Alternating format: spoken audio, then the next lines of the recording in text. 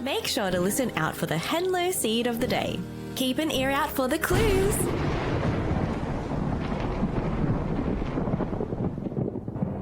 Okay, Janny, I'm awake now, and I have a question for you, bud. Ever since Testnet and the Honey Jar faucet, everything has gone completely apeshit. You now have a war room of artists and meme makers churning out content 24/7.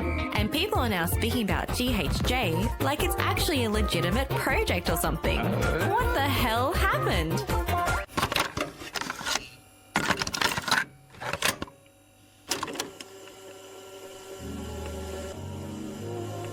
Thanks, Bera. Before we get to the hallucinations, a preamble from left curve Janny and right curve Janny. Choose both.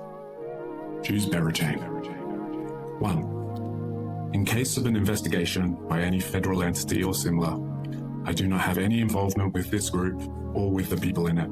I do not know how I'm here, probably added by a third party. I do not support any actions by any members of this group. 2. Today, a young man on Honey realized that all matter is merely energy condensed to a slow vibration, that we are all one consciousness experiencing itself ooga-boogally. There is no such thing as death. Liquidity is only a dream. And we are the imagination of protocol-owned liquidity. Here's Socrates with the weather.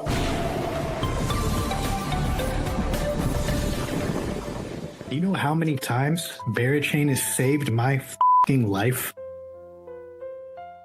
2 times.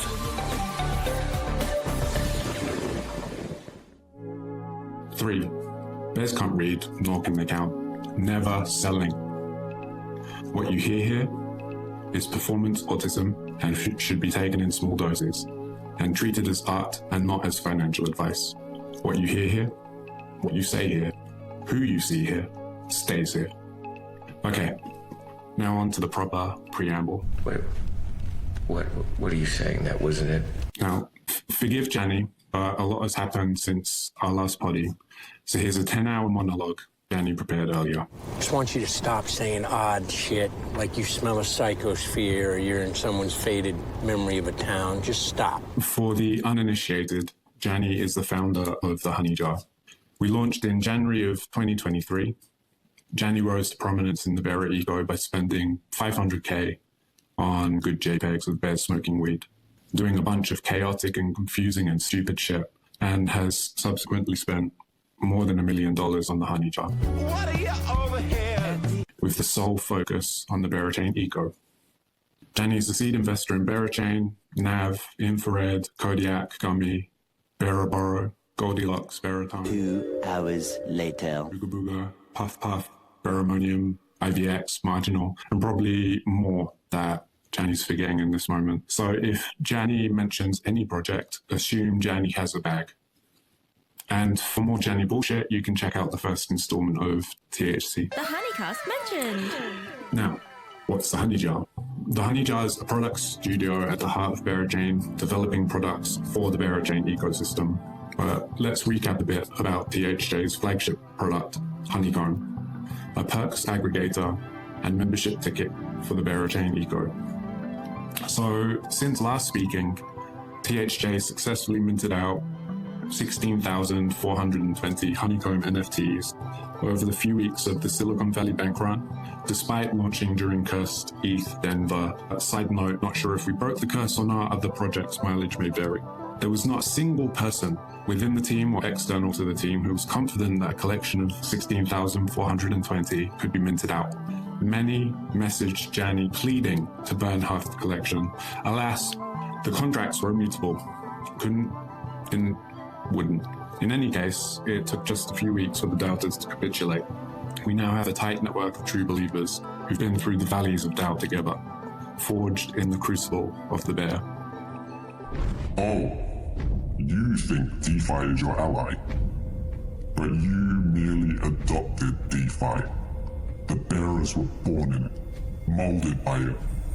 We didn't see the NFTs until we were already men, and then they were nothing to us but good ooga booga JPEGs.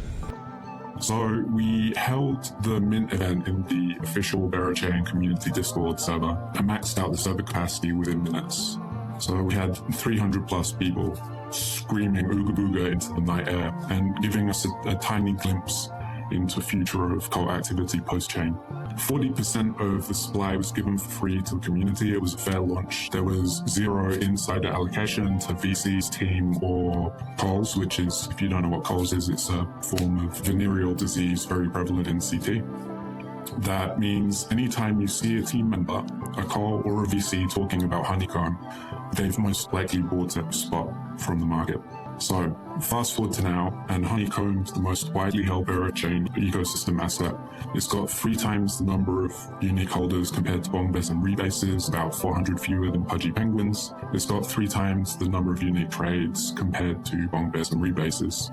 Honeycomb up until this point has done nearly 16 million in organic trading volume, and pretty much any NFT-fied platform that has integrated Honeycomb has dominated when you measure by raw trades alone. 35% of those who minted on mint day have either diamond poured, not moved, not sold, or they've added to their holdings. So that's 35% strong cult bearers together strong. 60% of holders hold only one, which might indicate people spreading their bets, guessing the way that different teams will process perks, such as airdrops and discounts. But many will be accessing the anti-hustle, set and forget aspect of Honeycomb. That is, by holding one, you get to skip the queue for many whitelists throughout the ecosystem. It's fair to say by most metrics, Honeycomb is good tech. We've got about 40 plus high quality partners with airdrops from within the ecosystem, such as Beradrome, Heat, Plug, Raymond, and way more. And outside the eco, an increasing number of projects such as Dyad and Unicorn Meme are starting to airdrop to Honeycomb holders. And we're seeing points boosts from blue chip projects like Ambient and other external projects to the Bera Chain eco, such as Fungify. We identified early on the emergent perks aggregator Meta, and established that NFTs and strong cult communities would form the basis for many ecosystem airdrop strategies. Figuring out who to airdrop your shit to is a problem that many projects face. Not just this, but the Honeycomb cult has matured and continues to dominate as a community experimenting with new protocols and products. Nothing attracts a crowd like a crowd. Recently, Sixth Mermaid Ventures did an analysis of over 40 airdrop events, over 2 million wallets, from projects doing small distributions through to large-scale distributions. And the results seem to vindicate and confirm our thesis. That's that the best performing airdrops are those who target an engaged core cult set of users. Honeycomb is the anchor tool for this emergent cult core around the Bera Chain eco, but also increasingly targeted by projects and protocols outside of the Bera Chain eco, in recognition that the holders of Honeycomb, and bearers probably in general, have a large union and overlap with smart, engaged, but also ape, bearer, left curve, on-chain experimenters and users. So fucking shout out community. Absolute chads. In that time, we mentioned that the Honey Jar is a product studio. So over the last year, we have developed quite a number and array of sub-projects, which we'll go into during this podcast. There's Standard & Poor's, the Bera rating agency, a Peology DAO, so be part of the Bera whale that's deeply integrated into BeraFi, so DeFi on Bera Chain, and part of the flywheels. As part of this, we've created a jar with more than $2 million treasury value, one jar of which, once it ferments, once all of the jars are minted, one single jar holder's jar will ferment. They'll walk away with that $2 million worth of bears and some worthless hits, which you'll be able to dump for probably at least a coffee. We've also spun out the creative studios, the art war room that you've seen developed into its own product called the App Culture Jar. There's Bera Infinity, the Gitcoin of Bera Chain. There's Meberas, which is the bastard child of the spirit of Bong Bears and Milady, but with an entire DeFi-powered market economy stack under the hood. So this is an advance from Milady's innovation of PFP NFTs, from shitty NFTs like the apes, through to what we're calling demon NFTs. So a demon here we're meaning in terms of a computer program that runs as a background process. So rather than being under the direct control of an interactive user, it's running in the background and doing stuff for the benefit of the user. Really here, if Milady is Batman, Bera is Joker. You know what I am? I'm a dog chasing cars. I wouldn't know what to do with one if I caught it. You know, I just do things. And Bera is perhaps one of the first non-Romelia-originated main characters to emerge into the Milady universe. Expect chaos. Yeah, expect a holy war. There's the Booga Bears, which are cute bears even penguins will love. And we've also started to incubate projects which have been exogenously originated outside of THJ, and examples of that are Bera Baddies and Bullets on Bera Chain. And then lastly, this isn't comprehensive, it's not everything, but it is worthy of note. We've done one of Three's largest M&As when we acquired Janitor. So all of that was prior to, for the most part, Bera Chain testnet. So that's everything that happened before Bera Chain launched its testnet since Jani was last on the podcast. So Bera Chain testnet launched this January. Socrates has been MIA since January. You have to ask yourself whether the two events, whether there's causality there. We've got our assumptions. So RIP, Bera Chain truly has lost its favorite demented town jester. It's feared he may be in a straitjacket somewhere or worse. You have any news about his whereabouts? We may or may not, probably not to be honest, we don't care that much, but may put up a reward for his safe return, or at least, I don't know, his bears. You know how many times Bera Chain has saved my f***ing life? You're listening to the HoneyCast. So when Bera Chain launched testnet in January, 9 months after we minted out the honeycomb, we were one of two external teams invited to run an official faucet alongside the Bera Chain Foundation's own faucet. Our faucet was unique in the sense that it was only open primarily to people who held Bera assets. So that's NFTs or other things from the Bera Chain ecosystem. Depending on the level of partnership that team has with THJ, determined the level of testnet Bera that you would get allocated. We have since also developed an entire quest infrastructure and badge infrastructure, enabling no bearers to also access via the faucet. During this time, the Honey Jars had to scale its infra as we've serviced 3 million plus unique users. And this is also reflected in the community server, which has grown from a few thousand to nearly 60,000 without Petra breaking so much as a sweat. Shout out Petra. Much loved community mod throughout the ecosystem. So what else has been going on during testnet? So we've been running mints. The first of which was the Ooga Booga ticket. That's now been minted out, approaching 2.5 million times. Only topped by Bera names, which is kind of think about Ethereum name service on Bera Chain. So only topped by them. Shout out to that crew, they're chads, well deserved. We've developed some Quest infrastructure. So this is a hybrid on-chain, off-chain infra, which has provided funnels for all of the inflow of new bearers around the eco, demonstrating, showcasing, getting that flow of users through into new projects in the ecosystem, as well as THJ partners. So up to date, we've launched about 42 quests and provided no shortage of entropy and chaos. We've also run events, so we've run a few official collabs with the Bera Chain Foundation, so one around Lunar New Year and one around Valentine's Day, providing some mints on testnet.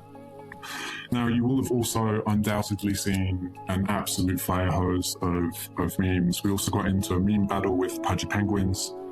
There were times where we were getting into kind of direct GIF wars with Lucanets, which is no small thing given that Pudgy Penguins have been running for a long time and they've got a dedicated team of, I think, 4 or 5 people full-time making GIFs. Like, that is their game.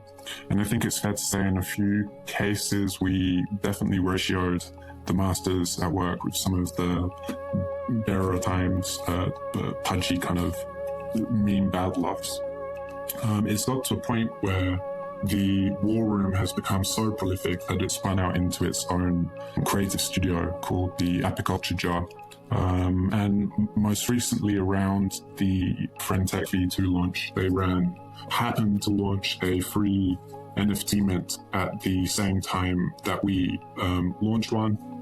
And to put this into perspective in terms of just how strong the bears are, Friendtech had about 22,000 unique minters, and we got about 27,000 unique minters around the same time. This is all but a tiny snapshot of what we expect to see when Bera Chain goes live. And let me tell you, friends, we are fucking ready. So, Ooga Booga, thanks for signing into this preamble, and enjoy the next 6.9 hours of Janny monologue. Jesus fucking Christ, Janny. I didn't want your life story. I'm so sorry I asked. Okay, on with the show now. Your initials are THC?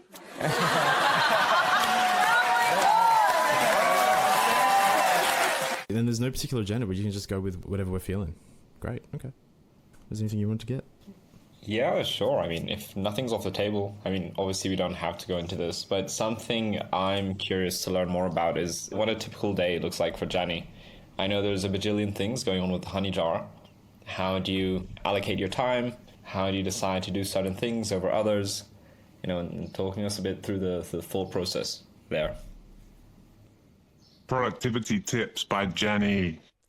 You're going to regret asking for that. Now I have a guy that comes in to sleep with my wife because I don't have the time to be distracted from anything which isn't growing revenue. Did I drop out there, or did Janny drop out there?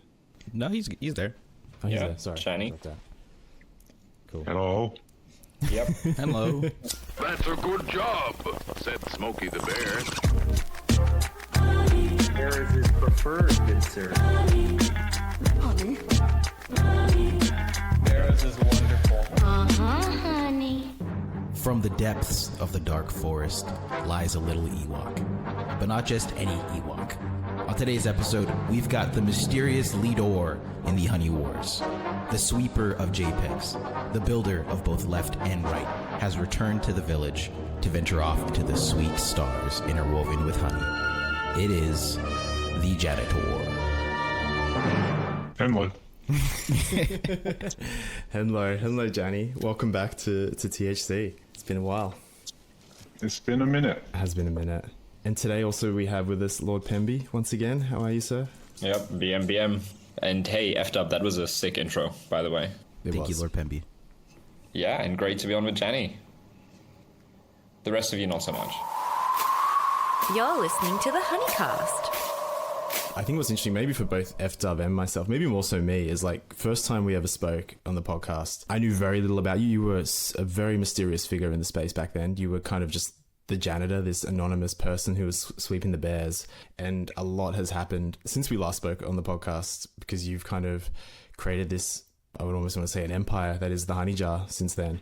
So I think it's interesting to maybe reflect from where we came from into where we are now with the honey jar, Janny, if you're happy to dig into that a bit.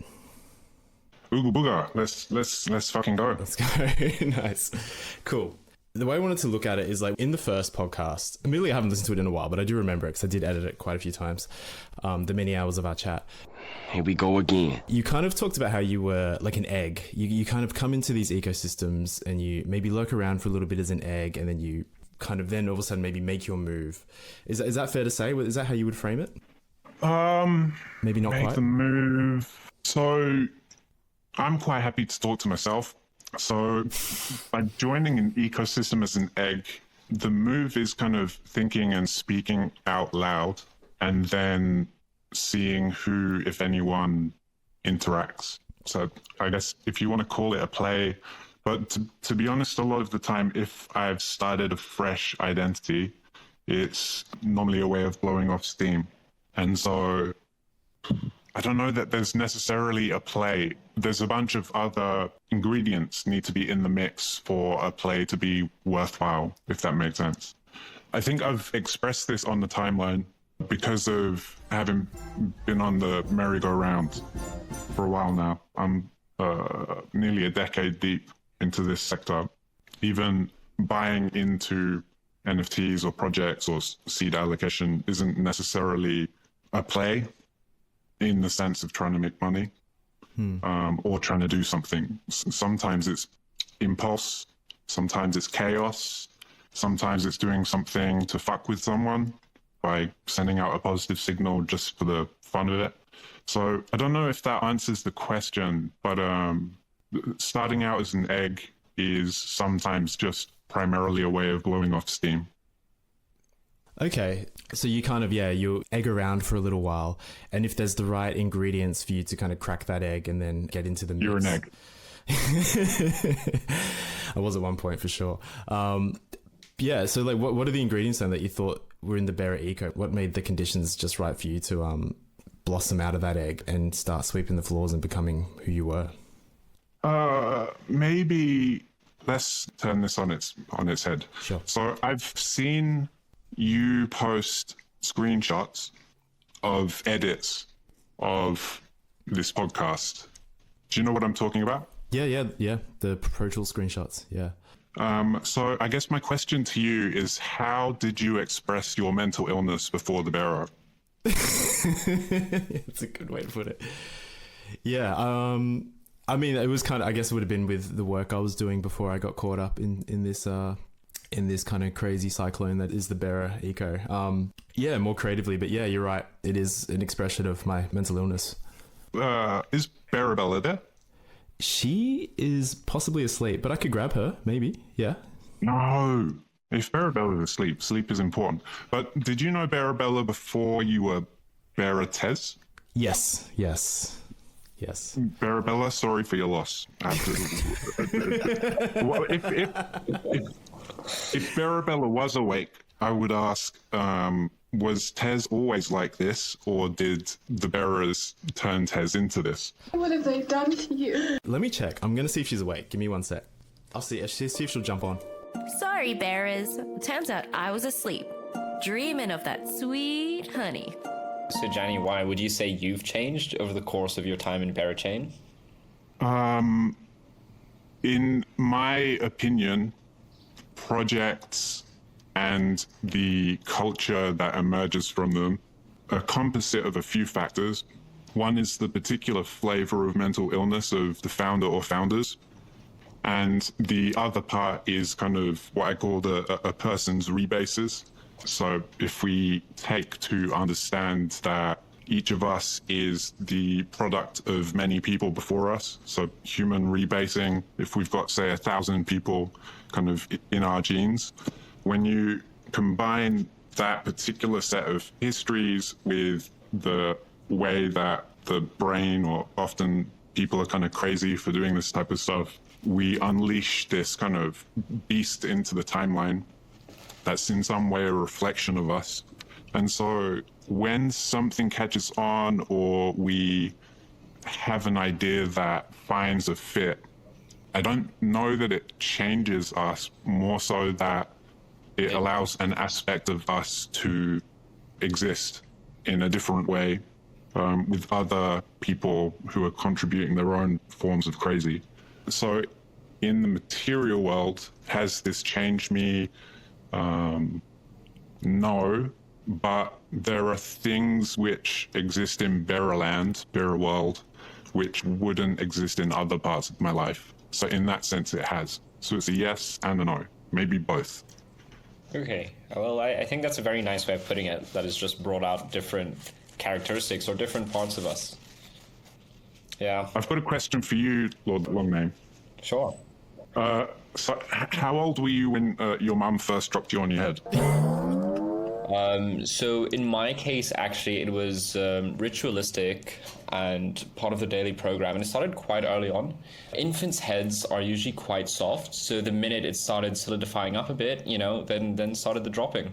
Have you seen that documentary Game of Thrones? Yeah. You know, there's that character that is what's his name? He's like the big dude called Hodor or something. Yeah.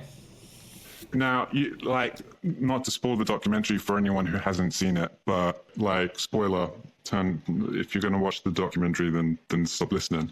But as part of that backstory, Hodor, this one word that he's saying is kind of a way of expressing, I'm like holding the door. You know, like, you run, you have a chance of living. I'm going to stand here, sacrifice myself, and hold the door, hold door.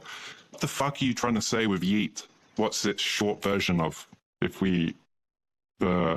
is yeet? So the interesting thing here is that in this documentary, which you mentioned, right, like, he's holding a door from from bad guys that are outside, the yeetlings or whatever, and they're trying to get in, and he's holding the door and yelling it, and somehow this like triggers some time travel bullshit where it goes back in time and it like ingrains it in his mind as a kid, right, from that moment. So I think a similar thing is happening here, but that my holding the door moment hasn't occurred yet.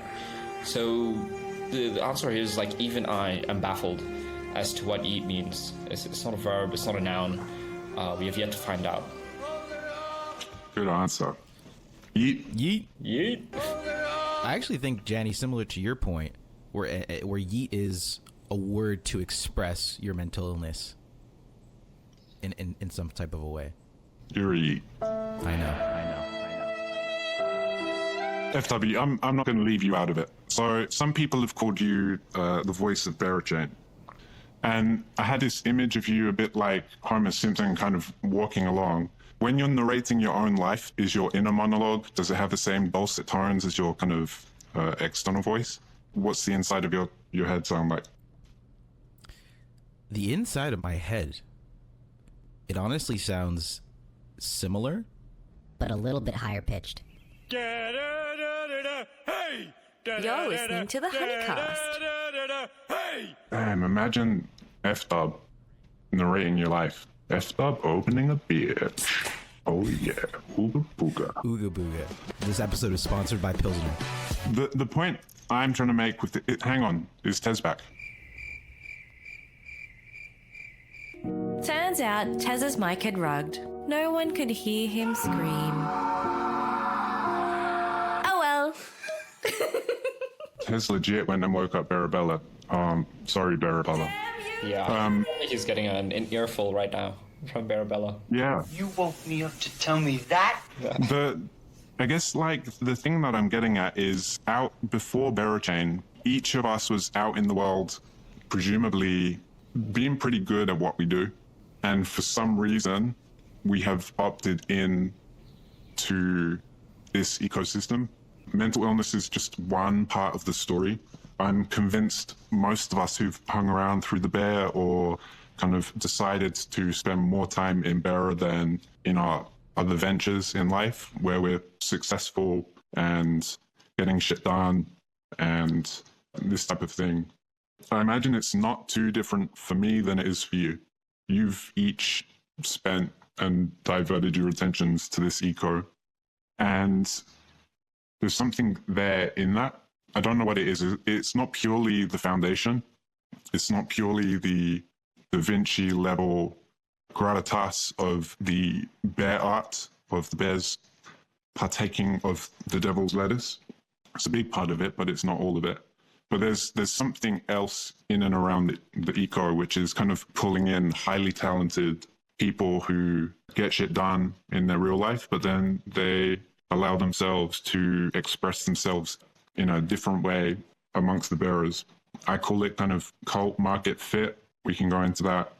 Aspects of that are cult as a service. We can talk about the fractal layers of cults we've got going on now. So I think THJ was maybe a front runner in that, but it was just the first of many.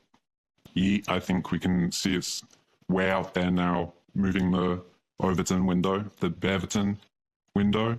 And this is just going to keep happening because this is all pre-chain.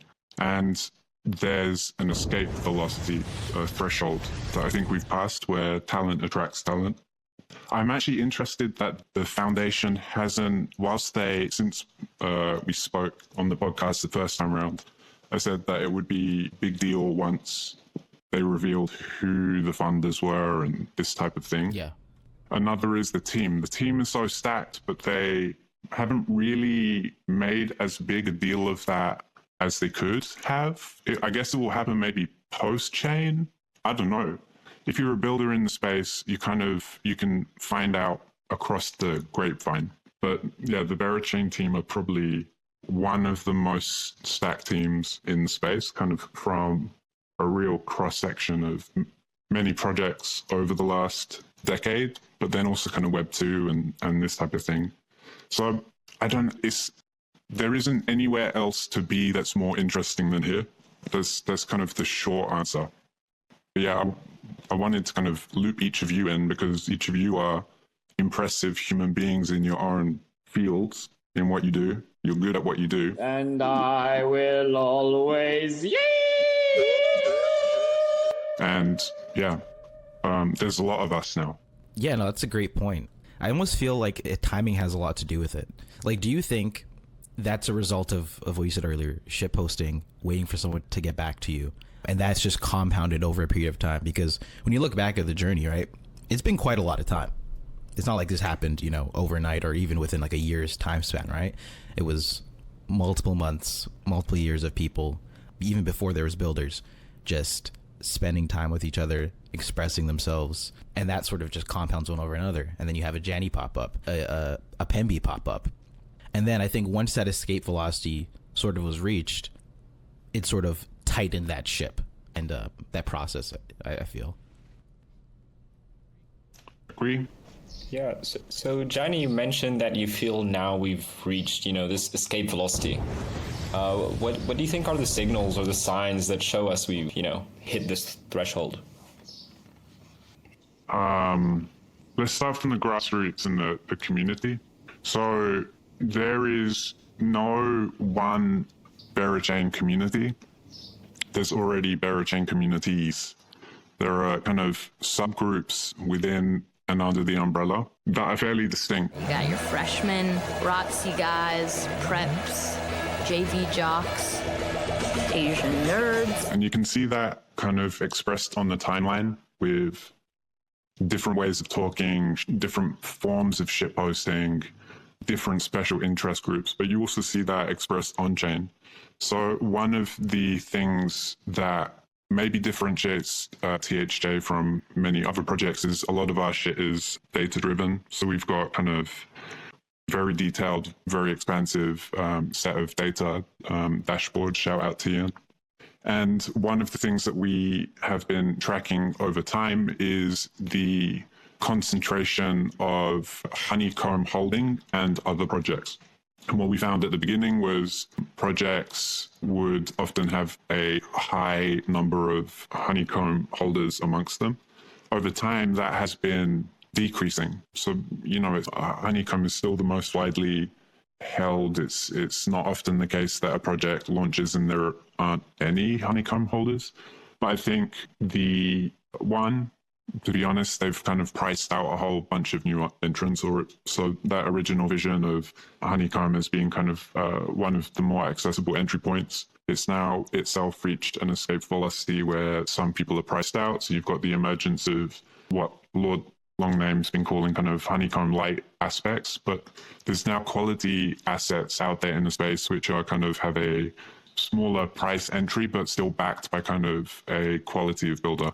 So in terms of the escape velocity, I think we can see, is my thesis, that where you have sustained grassroots activity, that expressed as on-chain liquidity and on-chain signaling, on-chain transactions, actions, holding, this type of thing, that itself is being sustained by people enjoying themselves, having fun. So that's important because regardless of market conditions, whether it's up, down, sideways, whatever, people are kind of staying engaged and sustaining each other as part of that culture.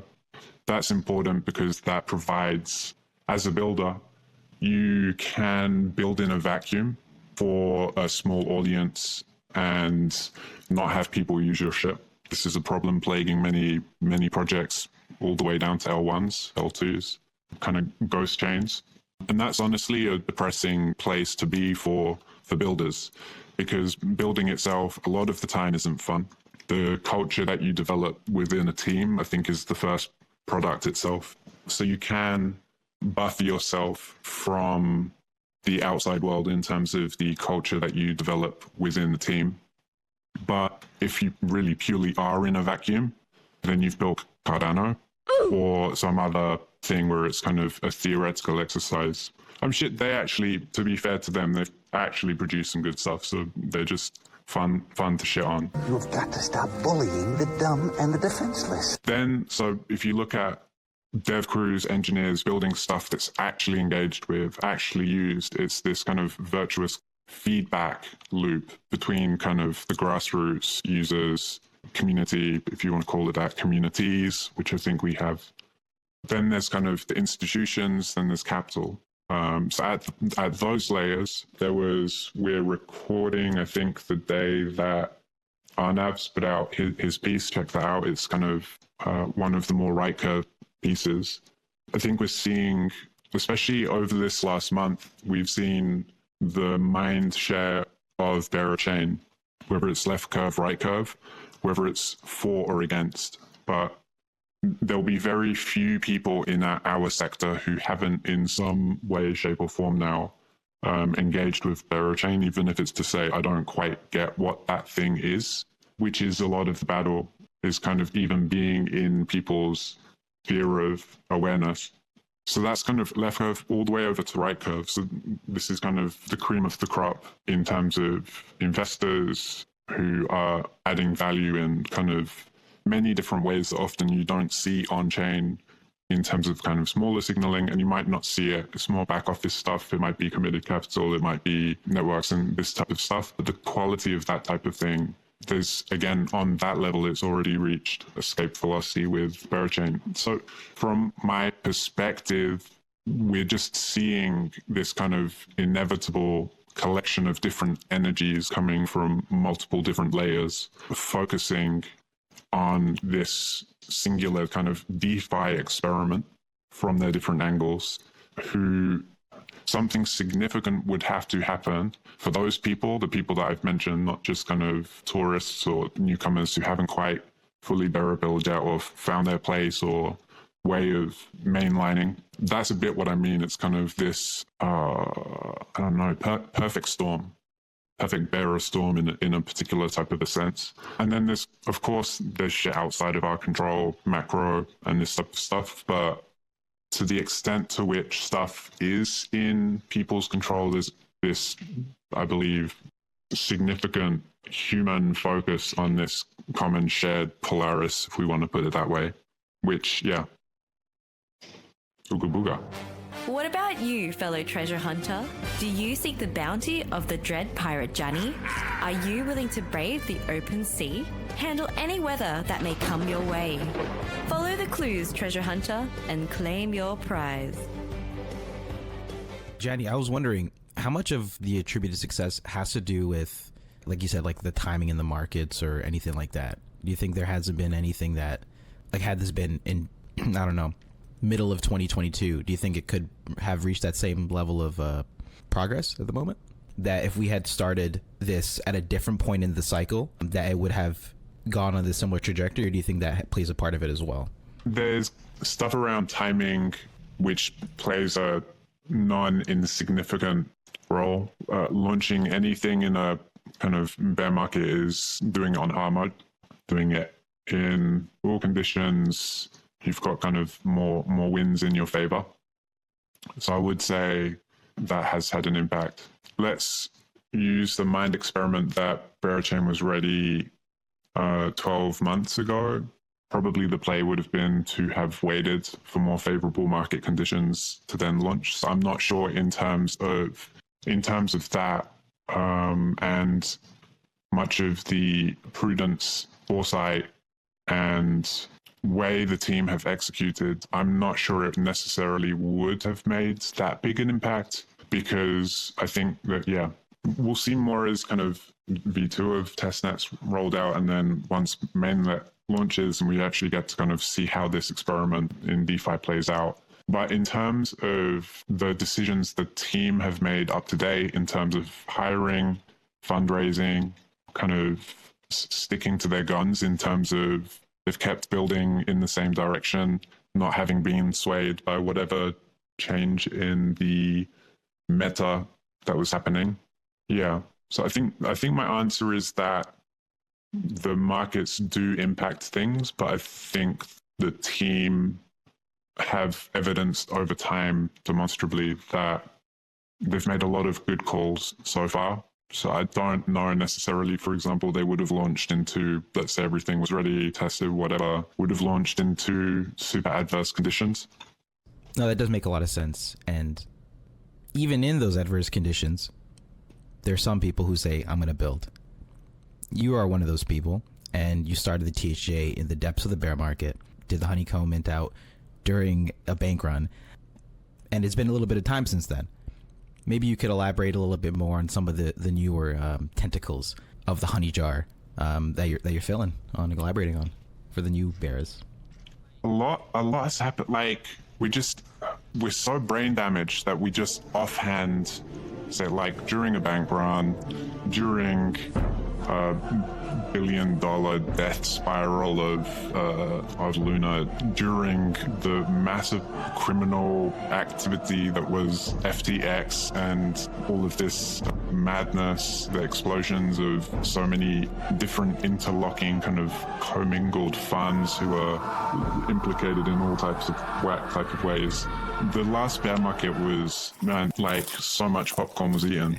The thing is, truly, from what I remember from the first THC podcast, nothing's come along and said, you know what, we called it wrong. Most of what we spoke about seems to have passed. Shout out to those who kind of picked up on the Celestia tip and other stuff that was in that podcast. What the fuck was the Celestia tip? Are there other tips in this one too? But I think what it comes down to is having had the opportunity to see the early white paper of the Berachain bamboo paper and seeing what the experiment was, and then just because we've got more stuff behind us now. It's not like the early days of Bitcoin, Ethereum, this type of thing. We've seen L1s build up, launch, and then the communities rally and build around. And I think one of the thesis that I had was you can have not just a 0 to 1 innovation on the tech level. You can also have 0 to 1s with go-to-market. And that doesn't mean you need to build incredibly innovative, groundbreaking new products per se. But if you build something in a different, non-ordinary order, that itself can be a 0 to 1. And so in the case of THJ, I think we have contributed to that kind of aspect just through virtue of saying, okay, we think this thing will exist eventually. And when it does, if there are these different projects and things in place as the chain launches, that will in and of itself be novel. And so to that extent, we can run through on the THJ Twitter, the pinned tweet, we've got kind of a snapshot of some of the stuff we're working on. We could run through that list because, yeah, none of it's super innovative, really. It's just that we built it before it was needed. So then by the time it is needed, it's really mature. And that's kind of been part of the trick. And so for new builders coming into the space, we're super established and people want to work with us. And also at the same time, there's newer projects who are getting to know each other. They're establishing their reputations. They're evidencing their capacity to kind of have an idea, execute on it, communicate it, rally people around that thing. Lord Longname, you're a prime example of that. And that's an important aspect as well because, you know, Ethereum's got thousands of projects on it. They weren't all there on day one. Having this kind of inflow of fresh energy, fresh ideas, people building on top of stuff is kind of just as integral part of the life cycle of ecosystems and this type of thing. Right on. Yeah, Jani, sorry. I think we can pause there for a second. Sorry to cut you off there. I think Tez's audio is no, all good. Being worked on. Then we can pick up from Tez. Some of the arms. We can also take this. Hey, sorry, you can't hear. Oh, Tez's mic's rugged. Do we need to like log off and start again? Should we do that? Yeah, we do. Okay, sick. Later. Hey guys, this is Napzilla here from Bearland, and I wanted to remind everyone to... Shut up, Nap. No one cares. The good folks over at Beraland have just launched an amazing new website to help guide you through all that is building on Bera. It also has a link to their validator. Send them some of that sweet BGT. All right, sweet. Okay. So we were talking about the many tentacles of the honey jar octopus, were we not? Is it easy for us to kind of like fire a particular tentacle at you, slap you with it, and you give a summation of what it is? Would that work for you, Jani? For everyone's sake, that sounds safer. Okay, sure. Let's maybe start with... There are so many. Well, I'm going to start with the one that is the newest and I think people are most curious about. Henlo. What can you tell us about Henlo? Henlo's a meme coin rapper on pole. So if you've seen that meme of the left curve, right curve, mid curve, left curve, pole sounds gigabrain. Right curve is just fun. Mid curve is saying Bera chain's a meme chain. I think we've seen that the meme cycle thesis is kind of, especially in the early parts of this cycle, we've seen it start to play out.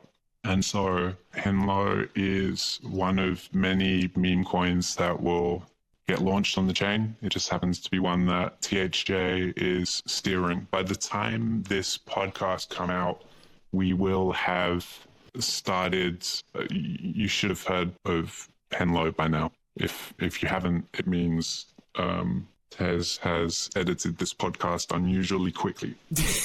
I doubt it. You know me. Needs a bit of editing. Okay, so the aim is to launch it on mainnet, correct?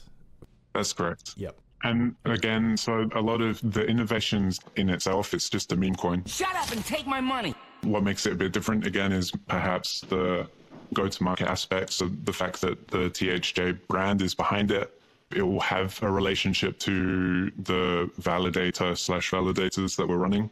We will be looking to get it whitelisted as a recipient of emissions, of protocol emissions, which itself will then unlock a few different things. And we'll be integrating with kind of a number of blue chip protocols and Bera chain anyway, but you get particularly interesting stuff once emissions can kind of be directed to delegators to the LP pool. So the innovation there is that we will be integrated into projects like Infrared, Gummy, Kodiak, Exponents.